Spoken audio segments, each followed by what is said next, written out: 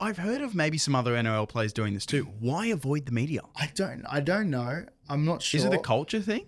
I think there's definitely there was, and I'm sure there's still aspects of it that if you were to step out of, I don't know, the lane or the bubble of professional sport and put yourself out there, the boys would be very quick to pull you back in. Okay. I don't know if it's like a tall poppy thing or people don't want to see Probably. other people doing good.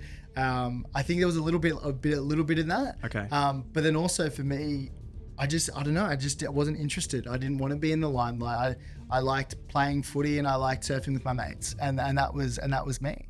And so anytime they called me up for media, I was like, oh, can you get someone else to do it? Like, oh, they got a better opinion. And then sometimes you just do it. And I think because I wasn't good at it, I think I couldn't speak. I didn't think I spoke that well. I didn't. You speak awesome. Well, it took time, man. it took 8 years to try and figure it out. But obviously, like the more reps you get in, the better you get at it, right? That's it.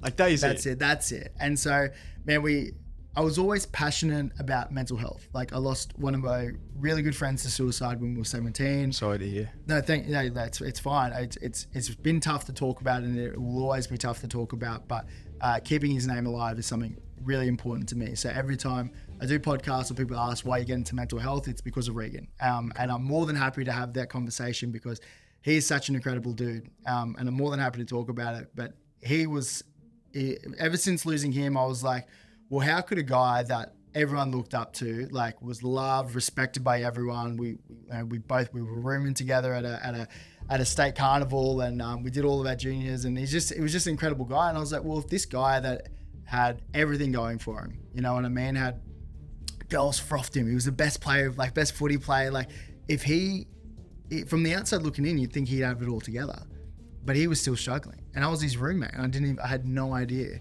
And so ever since that moment, I was like, I want to be the guy that my mates can talk to.